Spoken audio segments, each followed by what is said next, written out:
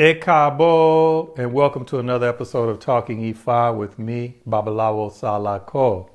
In today's episode, I have the pleasure of interviewing Ifajingin, a godson of mine who I've known for many, many years, and I've been working with him for quite a while. So we come today to hear his stories of how he got into this Yoruba tradition and culture of religion, of Ifa, and just kind of get that for people that are new to the religion or lost in the religion. But before we get started, please make sure to like, share, and subscribe so that we can continue to get this message out to as many as possible. With that being said, let's talk. Greetings. I'm Babalawo Salako. I was initiated as a priest of Ifa and Obatala in Nigeria in 2006, and I've been practicing the Ifa Orisha religion for over 30 years now. My mission is simple: to help those who are new to the religion or lost in the religion. So if that's you, then buckle up and join me. This is Talking IFA.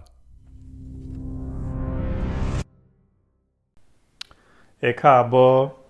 Cabo, Baba. How are you? I'm doing well today. I'm doing well. That's great. That's great. So we just kind of wanted to talk about your journey. Yes. Your journey here.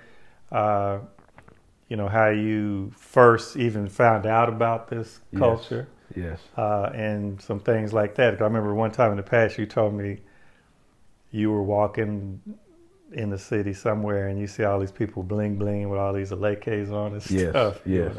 But tell us a little bit about. Yeah. So I've for quite a long time, since I was in college, I had been, interested in African religions, African studies, African spirituality, and it even kind of investigated some other kind of divination systems, and it kind of gotten away from it. No particular reason, just hadn't been introduced to it. But then, as you said, I started to notice some different people around the city.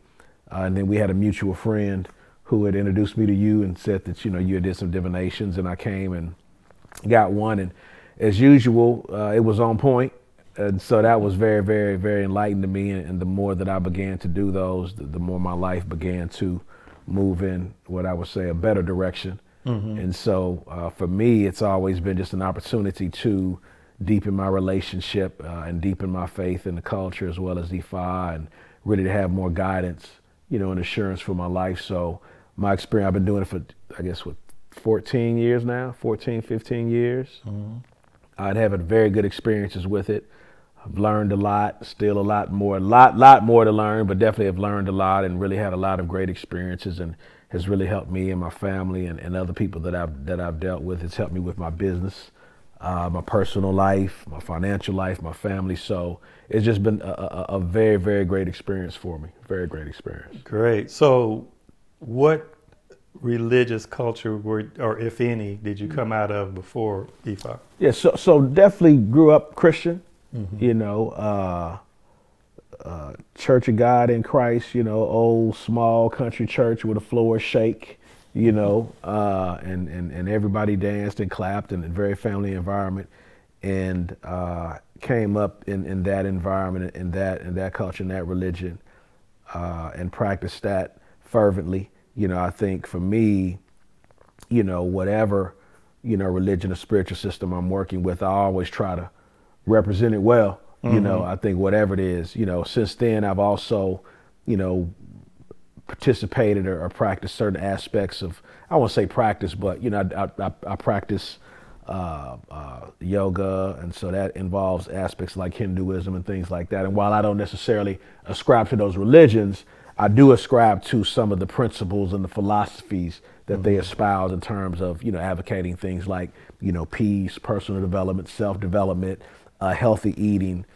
For me, I think with many of the religious systems that I participate in or have studied, I find that they're more similar, particularly the indigenous ones. They're more similar in terms of they all tend to have a focus on, first and foremost, the individual and that individual's relationship with the respective creator, They tend to have some aspect of food involved, in that, whether it's, the dosha system, in dosha system or Ayurveda in, the Hindu tradition, or other traditions. And then finally, they typically have some aspect of helping an individual move more towards their true self or their destined self, and really, I think, puts the individual, more in charge of their own life and their destiny and their path. And so I've always welcomed and embraced, those things that I think can,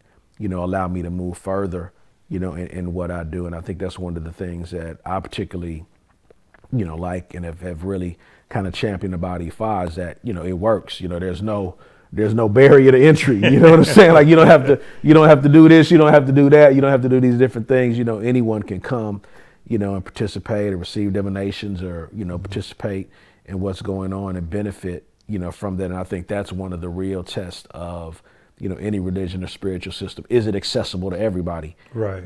So if it's not accessible, in my view, if it's not accessible to everybody, then I don't really necessarily consider that, a real spiritual system, because I don't know how any, religion or spiritual system can say, well, hey, if you aren't ABC, you can't approach God, So I have challenges with that, with that thought process. So for me, it's just been a very good opportunity to get deeper into, the culture and the study of it, and just move in that regard. Well, I find that interesting in terms of your willingness and to approach a religion that focuses on individuality first as the main focus. Like you said, most of these indigenous or other religions that aren't Abrahamic or so-called religions of the book do. Because there was a book I just saw over there, I think somebody gave my wife, and it said, "Give God the keys."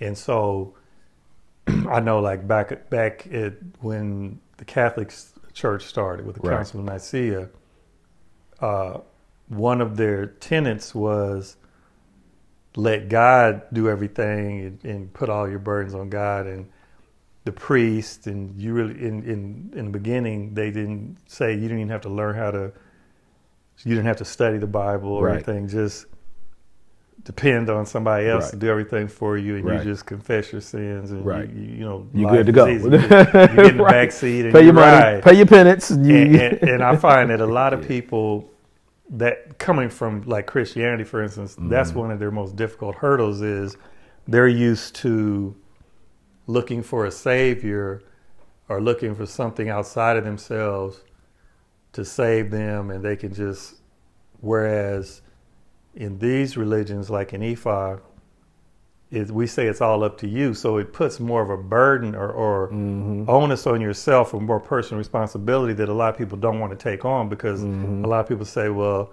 look, I'm tired. This trying to survive in this society is so tiring. I just want to give up and say, oh, let go, let God just take care of everything for me. Whereas in this religion, you can get the help, but you have to do the majority of the work yourself. And then on the spirit side, it's there as assistance. Definitely. To help you, versus just throw it all on them and they do all the work. Definitely. But it's enlightening is different. There's most people I see come from Christianity don't have that point of view of, I appreciate the individual responsibility part of it. Right. I think that's kind of Western culture in general, whether it's, take a pill, do this, it's a fad. We tend to want a fast outcome, and we want to be able to sort of relegate ourselves from any real responsibility. We want to put it on, put it on someone or some other thing, but, even, for those people who do practice Christianity, and some of the people that I know that practice Christianity that I would consider, good Christians, affirming Christians, they apply the same methodology in terms of you do have to put in work too. You know what I'm saying? I mean, you have to, do some things. You have to approach God, through certain ways. And I think, I don't say any particular individual or church does it any particular way, but I do believe that that is one of the challenges I think that people are having with, some Western religions. I think is that, there is not always a lot of depth, in terms of the individual being more engaged. It tends to focus a lot more on, hey, let's go to church, after church, let's go eat, and then let's go through the week. Before we move on with the podcast, I want to tell you about something I know you're going to love. Discover Ashe Life. Get your high quality t-shirts and long sleeves featuring powerful Orisha designs like Oshun, Yemoja, Shango, and many more. They come available in multiple colors. These are comfortable fits made to wear every day. And this is more than just clothing. Ashe Life is about walking in blessings, embracing your path, and carrying that divine energy with you. So visit AsheLife.com today and wear your Ashe. From the family behind TalkingIFA, Ashe. But I know people who practice Christianity, and it's truly their lifestyle. And I think that's the thing that has always been important for me in whatever you do, is that, and this is just my personal opinion, whatever religion you come from, whatever, and I respect everybody's religion, whatever people practice, as long as it's one that, again, uplifts the individual, uplifts the community, doesn't, degrade or down other people or based on race, culture, gender, so on and so forth. I think, the importance is that, you do practice it fervently and with intention.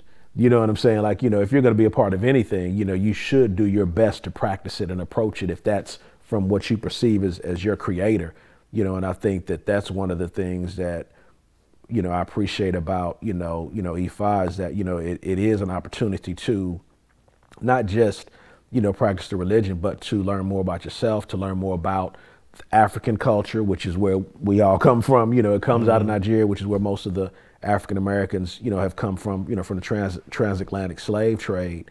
And I think it is something that allows us to, connect back to, our roots. That's one of the challenges that we have. We don't really know necessarily where we came from or what country.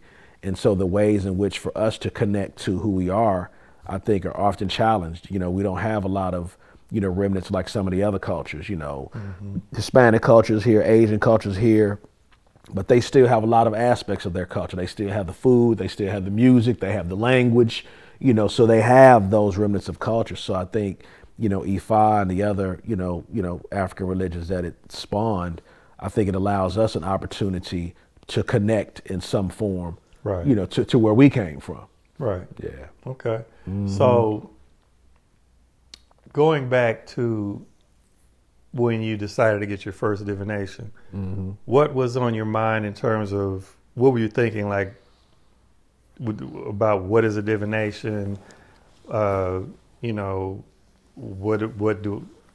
am I expecting? I mean, what was your thoughts when you first? Yeah.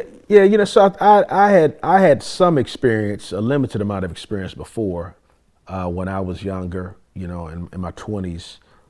There were some organizations in the neighborhood here around Atlanta, West End area. They did some forms of divinations. And so I wasn't completely new to the concept, but it was not with the level of specificity that Ifa was. And so for me, it was just well, first and foremost, it was just a very interesting process in terms of just how detailed it was, and how, specific it was and how intentional it was. It was a very intentional process. It was ordered.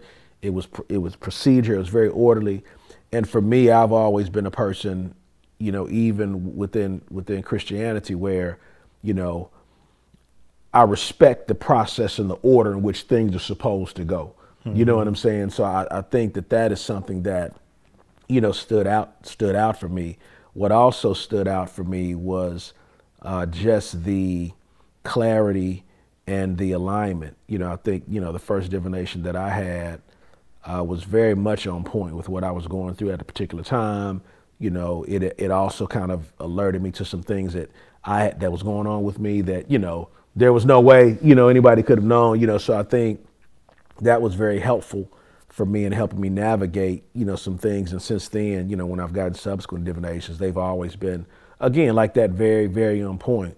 I think the other thing that stood out for me was that, it's also been very, very practical in terms of, when I have gotten, instructions or insight, through divinations. I remember one of the first ones that I got, from you was one of the results was, I should begin to, cleanse my hands with Florida water or something like that before going into the home. And, it was fine. It was good, to kind of get rid of negative energy and so on and so forth. And, I smelled the Florida water. I was like, oh, wow, this is from the barbershop. You know what I'm saying? So, that's what they spray that on your face in the barbershop. This smells familiar. So one, the familiarity of it, right, and that it was already sort of being used in, most culture, and not really knowing where that had come from. But then the practicality of it was when you looked at it and the kind of reasoning behind it, I noticed that once I started doing that and using the Florida water whenever I come into the home, I was sick a lot less. My family was sick a lot less because I had them do it, and we were very, very healthy. And as I looked more into it, it was because as soon as you came in, Florida water is primarily alcohol. So I was we were sanitizing our hands every time we came into the house. Not bringing in stuff. From the outside on a practical level. So it level. wasn't nothing, spiritual about that. It was just like, hey, if you put alcohol on your hands before you come in, then now as soon as you enter into your home, literally everything is sanitized. Right. Because that's how you transmit most of the viruses and the germs is through your hands. And so, that was one. And I'm trying to think there was another example I was going to use. It'll come to me in a minute. But here it was. So I received another sort of instructions from another reading that was, hey, sit in the closet in the dark, and say you're nothing. And I was like, wow, that seems kind of crazy. You know what I'm saying? Like, why would I sit in the closet in the dark? But in reading, subsequently after that, a number of like self-help books and a lot of popular self-help authors and people like that to talk about how to, kind of raise your consciousness, be more productive. They say the same thing, in terms of, but not nothing meaning that I am nothing, I'm invaluable, but as in no thing, like kind of lose the concept of who you are as an individual so that you can kind of connect with, a higher self, or a higher purpose, and so that was something that was also very practical in terms of, that's kind of what you also do when you do meditation. I do a lot of meditation.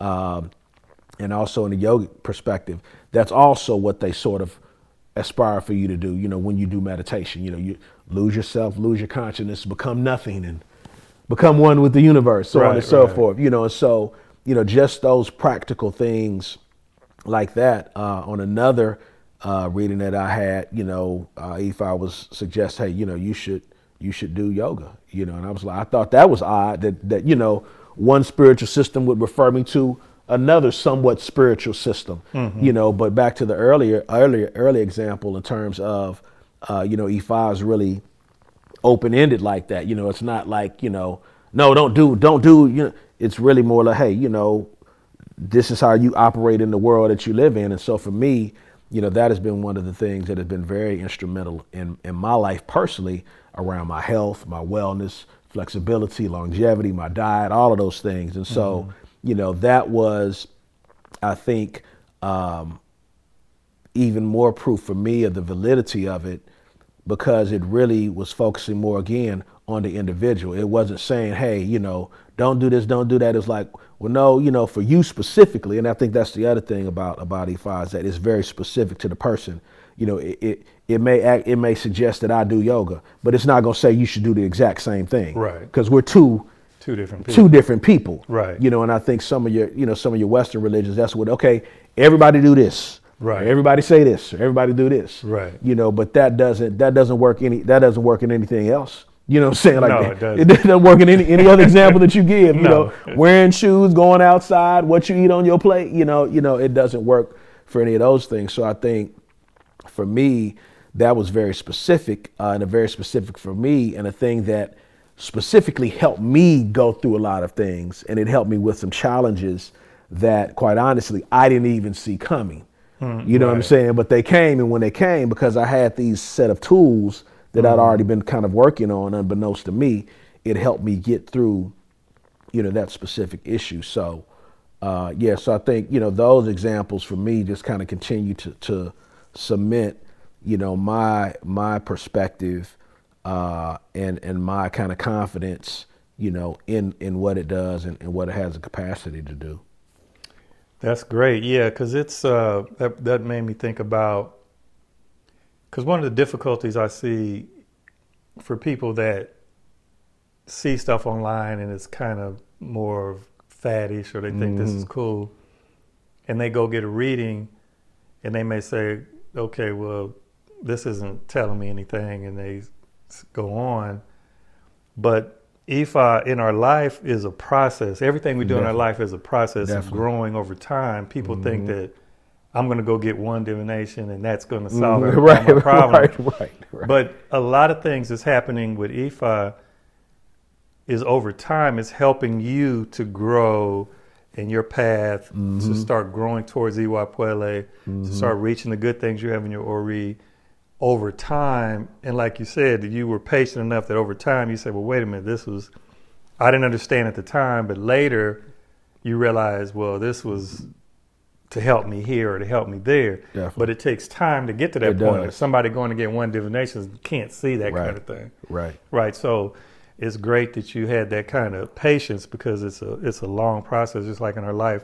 Like they say, one of the most difficult things for any person to do is to change their character. You can go through whole lifetimes and barely improve your character a little bit. So if that's part of the goal that Ifa is trying to do, it's not going to just happen overnight. Right. Definitely. It's just trying to give you the tools to help you to do it. Definitely. Because in the day, we have to do that. Definitely. Right. So, I think that's a great insight on that. But the other thing I would say is, what advice would you give somebody who's brand new and they're seeking Ifa and they come in? Because I've been reading stuff on Reddit, so people come in there new and they're asking all these questions. What kind of advice would you give a person who's new and they want to learn about Ifa and they want to come to it? What kind of advice would you give them? I would say, go slow, kind of to your point. I mean, I would say, don't, jump in, and go for the right reasons. What I find with a lot of people, regardless of the religion, Buddhism, Hinduism, Islam, Christianity, Ifa, etc. A lot of people, I think, tend to seek religion, to seek God in that perspective when something's going wrong or they need something. Right.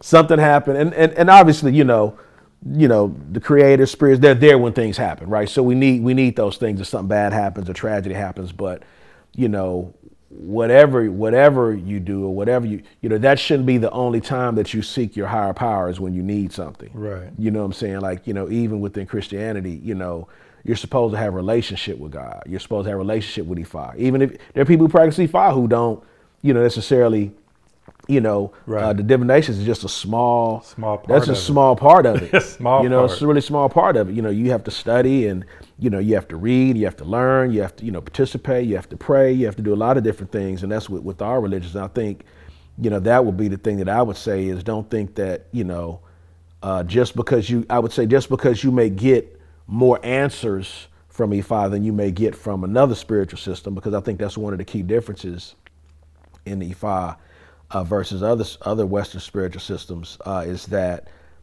they tend to focus more on, okay, here's a book, here's a chapter, here's verses, or here's chapters or what have you. Read it and kind of figure it out for yourself. You know what I'm saying? Like, that works sometimes, but with Ifa it's a little bit more, no, we're going to give you some specific answers, some specific steps, because that's what people need. Right. That's what you need. You know what I'm saying? Not everybody, honestly, and I say this with respect, not everybody has the mental ability or the faculty to decipher, and properly interpret, scriptures or text or verses. They may not have, they don't have it, so, and they can't really make, some of the analogies and the comparisons. So to have something that can give you, some definitive direction and some level of assurance, I think is good. And I would say, again, take it slow so that you can see and see how it's going to work, and see how to allow it to work. I would also say that, if you go as a result of an emergency, that's good, but that wouldn't be the way that I would go personally. If I had a choice, I would go because I wanted to learn more about it. I would go again with the patience. I would go so that I have time. Okay, with anything. Okay, well, let me see if this works. Right. You don't just kind of jump in because then what happens is if you come and you want to get immediate answers and you get an answer, it may, and I heard someone else on one of your earlier podcasts say, and this happened in my life as well, sometimes you may get some information from a divination and you may not see the revelation of that for 3, 4, 5, 6, 7, 8, 9, 12 years. Like I'm walking into some things now that, I'm going back through my other divinations from 10, 11 years ago. And I'm like, oh, wow, we're here now, but Right. If you go into it with the perspective of I'm going in today, I need an answer for tomorrow, and then things don't pan out the way that you want. Right. Now you're looking at, oh, it's wrong. It wasn't right. It wasn't, whatever. But again, I think it's the intention that you're going in it with. If you were going in it with the intention of, oh, I want to see if I can do this, or I want to see if I can get that, you're going into it from a transactional standpoint. Right. I'm going because I want to get something out of it. Right. Versus, again, just kind of referencing my history, with Christianity, you go because you want to learn more about the religion. That's the in my perspective, the purpose of religion or a relationship with God or your creator or Ifa, or whatever you choose, it isn't so that you can get stuff. It's so that you can become a part of whatever's supposed to be there. You know what I'm saying? And you can kind of play your role in this earth and on this earthly plane. And it's not so much, oh, I'm gonna go, I want to go here so I can get this blessing, or I want to get that blessing, or I want to get this, or I want to get that. Those things come, but if they don't come, you should still be just as committed to whatever your faith is. Right. Like if you get the car in the house, that's great. But if you don't get the car in the house, you should be like, I ain't worshiping nothing no more. That shouldn't be that's not really the purpose of anything, man. And I think, more specifically, I think with Ifa, and kind of back to the thing earlier, many of my divinations and readings have focused on, like you said earlier, hey, you need to build more, and this comes directly from some of my divination. You need to build more character. You need to be more patient. You need to be more kind. Don't one of the popular ones, the themes, these are kind of themes that have been in all of my readings have been, be patient. Don't forget the people that have helped you. Be good to your family. Be kind to other people. Be cautious of how you talk to other people. Practice more iwa puale. And so for me, I really think it's been more about, like you said in the beginning, those character building things as opposed to what I've gotten. I mean, I really couldn't tell. I mean, I remember, but I can't really tell you, oh, as a result of Ifa, I've gotten this. All I can really say definitively is, my life has gotten better. My character has gotten better. I'm better as a person. If I look at, the person that I was, 12 years ago and the person that I am now, I can definitively say that, I've grown as a person as a result of, my interactions with Ifa, and not only just that, but kind of like with the example earlier, the things that have been suggested that I do or that I participate in as a result of my divinations, those have even developed my character, a lot more. So, so I think that would be the thing that I would say is, go in slowly, go with patience, and go with the open mind, and then again, I would say it on the reverse, if it doesn't work for you, then, just, don't belliger it. It ain't even, I tried it, it ain't even, I didn't get nothing, don't go bad mouth, and that's with anything, if you participate in something and it didn't work out for you, go somewhere else and try something else, but you don't ever, really badmouth anything, because I think at the end of the day, whatever experiences we have here on earth, you know, they're intended to make us hopefully better people. Definitely. Yeah. And I think you also hit it on the head about how we focus on the individual in Ifa, because, you know, like you said, everybody has their own path. You know, there's been, there are some Ifa verses in which a particular person came and Ifa told them, well, for you and your family, you maybe need to go and practice Islam for a while, or you need to do something else. 100%. Ifa is not, you know, we don't get into us versus them. Exactly. We're better than them and we're the only way. And if you don't come to Ifa, you're going to hell. We don't do all of that. Right. You know, we don't do all of that. Right. It's just, you know, what's best for that particular individual that's going to help them on their life's path and reach the good things they have in their Ori. Yes. Because everybody has an Ori, whether they know it or not, right? Correct. And what we believe in Ifa is everybody has an Ori. No matter what other religion they're in, everybody has ancestors, no matter what other religion they're in. So we look at it differently like that. You know, anybody can deal with their ancestors. Anybody can deal with their Ori, you know, but we specifically acknowledge Ori and the ancestors, and we help people on how to approach them and how to appease them and get benefits and you know, that kind of thing is the primary difference. But we believe everybody has an Ori, not just people that are in Yoruba. 100%. Right. So I want to say one thing. You mentioned ancestors, and this is one thing that I've always found funny. You know, ancestor reverence, ancestor, respect, very big in Ifa and the culture. They have a definitive place, right? You know, whether it's, you know, in your shrine room or you pray to them, you know, whatever, you know, so a very integral part of what we do. And when you talk about ancestors to some people, you know, they're like, ancestors, right, right. They get, you know, they get nervous. What's the he talking about them ancestors, you know, but check it. Ancestry.com, multi-million, billion-dollar company. And all they do is search for your ancestors. 23andMe, multi-million, billion-dollar company. And all they do is help you find out who your ancestors is. You know, European culture.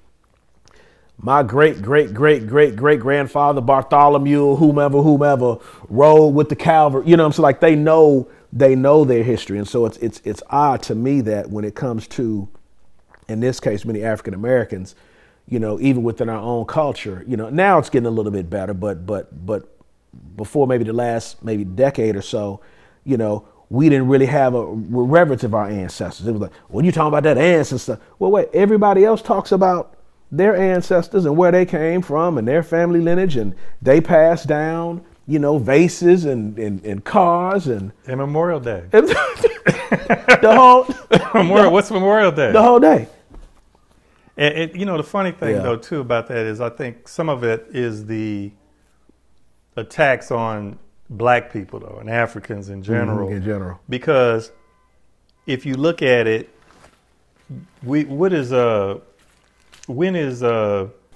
so for Mexico. So for Mexicans, they have their sacred Day of the Dead. They even created it was a Pixar or Disney, somebody did that movie because I saw it, where they have a whole movie. It was an excellent movie, you know, cartoon children's movie. I can't remember the name of it right now.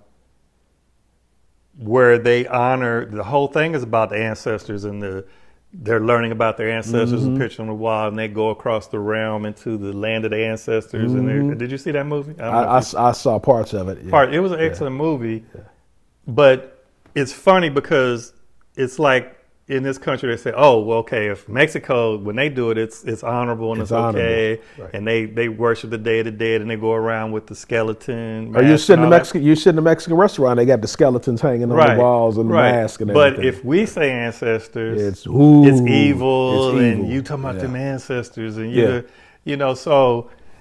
And like one of the national religions of Japan, I think it's called the Shinto religion. That's all about them worshiping their, you know, honoring their ancestors.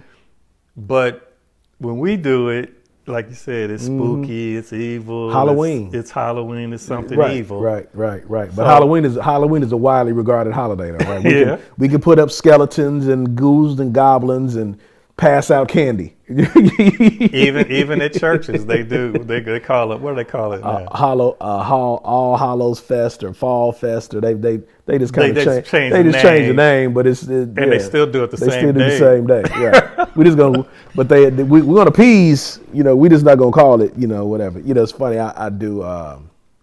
Even with like yoga. A lot of churches, they don't call it yoga. I saw this one church, they call it praise stretching. And it was the same posture, the same thing. And I don't know. I don't know where. I mean, I know where, but just that fear that was instilled in us to love and respect and revere our own culture. Right. It's the same thing. It makes us afraid of one another. It makes us, jealous of one another. It makes us have the whole crab in the barrel thing. Just that whole concept of, if anything that we create, it seems for the most part, if you create it yourself, then it can't be good unless it's like rap music or hip hop. You know what I'm saying? If it's something that is That they can monetize. that they can monetize, that is going to allow you to escape from any level of thought, or do anything, or have any level of self-responsibility, okay, great, go with it. But if it's anything that is going to give us any level of intellect, education, power, inspiration, oh no, you can't do that. There's something wrong with that. So I think that's one thing. But I think it's interesting. I do feel that it is changing, as we kind of go through this, kind of period. And I think even with everything that's going on now, just kind of with the United States, and I'm not, pro anyone or against anyone, but even just in the conflicts around the world that we have going on right now, Iran, Israel, Palestine, Ukraine, so on and so forth. It's just interesting to me that, if you look deeper into it, there are religious undertones to all of those things. You know what I'm saying? Like, but we don't. You're right. Well, most people don't know. I mean, a lot of people don't really know. They just see the war. They see the bombs. They see the ships. But a lot of that, has undertones, and I think that that's something that, we should continue to be vigilant about as people and as individuals. Is that, we always have to understand, or at least try to understand, what are some of the things that are really at play. Money, power, religion, and I'm not citing any specific religion, but traditionally those have been control mechanisms. Food is a control mechanism. People have used food to control other people. Slavery was about, a lot of people think slavery was about, money. Slavery was about food. That's why they brought those people, farm crops, commodities, things of that nature. So I think, we have to begin to understand what's really kind of going on within our culture. I think we also have to really begin to understand that we do have a culture, and I think, one other thing I'm happy to to see, on social media, a lot of people now, I think more so than in the past, a lot of people are going back over to Africa now. You see it on Instagram, you see people going to Africa, people are moving back, people are doing, trips and all sorts of things, to Nigeria, all across the continent. And so I think that is great. And I'm hopeful that will help people, really connect to, their past, even before I started practicing, Ifa, like I said, maybe like 13, 14 years ago, I traveled to Africa, once, and went and saw some things and learned some things. And so I think, that is important for us as African Americans to, everyone else not everyone, but most other individuals other than African Americans, they have some remnants of their culture left. Hispanic Americans, they still have their food, they still have their language. Asian Americans, Latin Americans, even Caucasians, they may come from different areas of the country, but they have the United States. That is their America is their culture. You know what I'm saying? This country that we live in, that is not our culture. That is a culture that was created, by the Europeans, and that's, you're kind of seeing a lot of that now, but, we're one of the few groups that has struggled to really connect to our culture. I'll say this last thing, and it's funny because, we're content, even in terms of dress or music, formally. And again, I think it's changing with this younger generation, but, you can't walk down the street in, a dashiki or a formal African robe without, where you going? Like, you know what I'm saying? Like you have to be like, why can't that's just where that's just what I'm wearing today. Right. Why does it have to be a reason or a celebration for you to, represent, your culture, even in terms of the foods that you eat, So a lot of the, issues that we have around, food as well, in this country, a lot of that is also related to our unknown ancestry and things that play on just the food and the physical level that are affecting us that we aren't really, really kind of aligned with, in terms of the Western diet and those types of things. One other thing I'll say, and I'm probably talking too much, but I think the other thing that's really interesting to me about Ifa is just its connection also, around the food and how important a role, food plays, and it elevates, the role of food for people and things like that. And so I think that, that's another area that is really aligned with me. Well, that's great. Yeah. And you're right. We're in the middle of a lot of turmoil right now. And then plus, even with us who have reconnected with our African roots and connecting, we also have the battles, all these division going on in this country, even with the whole FBA thing. And they're saying they're not Africans, they're foundational Black Americans, and trying to divide us in that way. So there's a lot of kind of divisionary type things going on from all sides. So, we kind of have to be vigilant. We have to be supportive of each other. And, we have to stay strong, I think, because things going on right now with the war, affecting the economy, there's just a lot of things that could go bad quickly. For everybody in this country, financially, and other things, and then we could be needing each other even more. Definitely.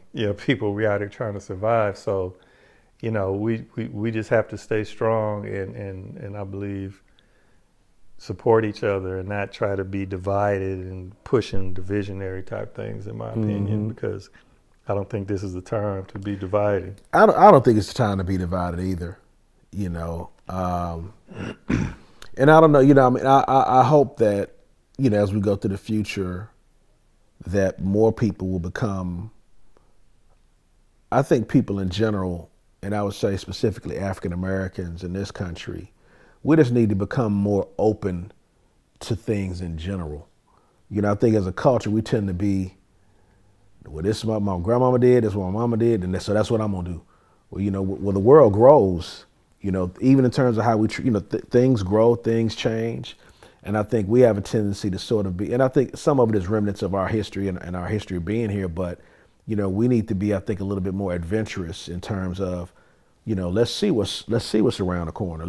Let's investigate some things. Let's ask some questions. Let's, figure out what's going on. Let's try some different things, because I think that's how you continue to grow and continue to move. I think, one of the things that has always been interesting to me, particularly, in our culture, I think, versus other culture, there seems to be this kind of perspective of, well, just don't ask no questions. Just do. Do as I say, do as you read, do what's in the book with this, that, and the third. And that's fine, but, anything that is, in my opinion, anything that is real, it has to be, anything that is real should be able to withstand being questioned. Definitely. You'll say, like, if it's real, don't question God. Well, why not? If it's real, right? And even if you read, scriptures of Christians, hey, test it. That's what it says. It doesn't say. Hey, Yeah. Test it and see.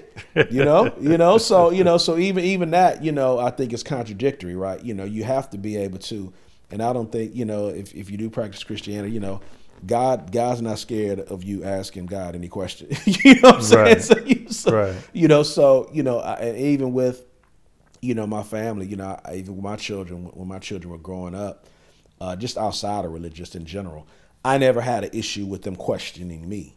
Mm-hmm. I didn't take it as, don't ask me no questions. Just do what I say. Right. I took it more as, okay. Well, I'm glad you asked me why you should. Why I need to do that? Well, here's why. Right. Let me tell you why. And typically they'd be like, that makes sense. You're right. I should. That's a much better response, I think, right? Because you're actually giving people information.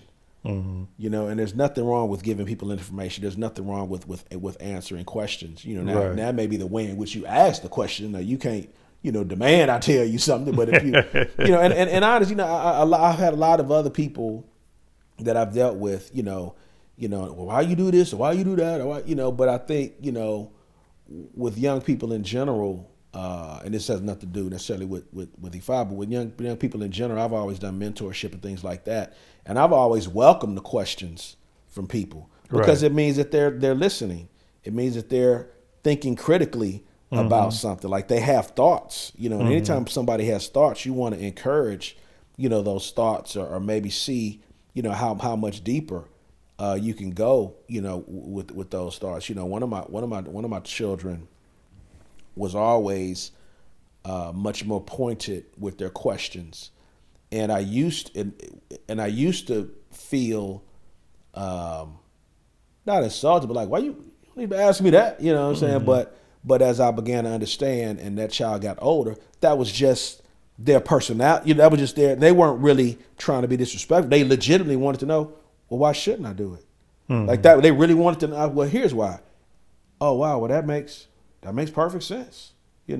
And I think, we have to begin to, we can't be afraid to ask questions, and we can't be afraid to hear the answers. Definitely.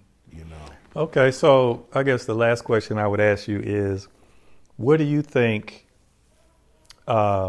is the current state of people coming to this religion now that you see out there? Because, there's a lot of entertainers now coming out in religion and other people and all that kind of stuff.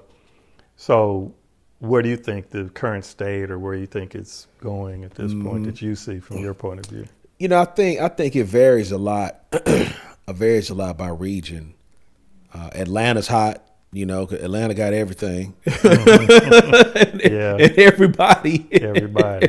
Everything and everybody. So, we're always going to be, leading. But I do think in some of the things that I've read, I've even seen some interviews on mainstream TV like CBS and NBC and things like that, where they've interviewed, different families about, practicing Ifá and different things like that. I think people are increasingly wanting to become more connected and know their culture. And I think a lot of that, I would say, is the good part of social media, right? I would say a lot of that, interestingly enough, I think has also come from the entrance of Nigerian music, Burna Boy and a lot of those individuals. I don't know if they practice. I'm not saying that. I don't know what, but I'm just saying I think it's increasing an awareness of, oh wow, great things can come from the continent. Right. This music is great. This dancing is amazing. Oh, those outfits are wow. Look at those textiles. Look at those. So I think we're starting to see and hear. Oh wow, we're creative. Oh wow, we're creative people. Oh wow, we can sing, we can dance beyond what we see in the Western, right. Beyond the rap, beyond the hip hop, beyond the R&B. You see, the dancing, you hear the music, you see the clothes, you see Black Panther, the movies that come out, about Wakanda, and there's going to be more, that are coming out. I think people are just starting to see just the expanse of, what we do. One thing I'll say is, I think maybe 10 years ago, there was a big thing about, burning sage, and this has nothing to do with Ifá necessarily, burning sage, which is, largely Native American, but I think at one time a lot of, oh no, don't burn sage. You can't burn sage. But now you go up in Walmart and it's, it's on the shelf. Smudge stick. Really? Yeah. That's all the time. Walmart, Kmart, over with the incense, with the candles and all those things. So I think it's like most other things, slowly it becomes culture. I look back when I was young, and my parents and my elders, if you had a tattoo, they said you had the mark of the beast on you. You can't get no tattoo, but now, the pastor got tattoos, the elder, but everybody got tattoos, and I think, and that's not, discrediting anyone, but I think for me, it's just an example of everything, religion, culture, food, everything has to grow with what is occurring. If things don't grow, you can't remain stagnant, right? Because the world is an active, and I think that's the big thing about Ifa is that, it doesn't remain locked in a fixed position in the past. Right. The things that you get out of your divinations, the recommendations, the other things that you get, for me, they've always been relevant to this day. Right. It wasn't something that was, you should do this today because this is relevant for you, today. Right. It's good answer and good advice for today. And so I think that's the biggest thing for me, and where I think it's going. I think that's why more people are approaching it, because it's active and it's moving. Right. It's active and it's moving. Okay. Yeah. Well, thank you very much, Thank you, sir. Bob. I appreciate it. I had a wonderful time. Always a pleasure. Great interview. So we thank everyone for joining us today on Talking Ifa. And again, please like, share, and subscribe, and share this video with as many people as possible so we can continue to help as many people as possible. Everybody have a blessed day. Ireo, o dabo.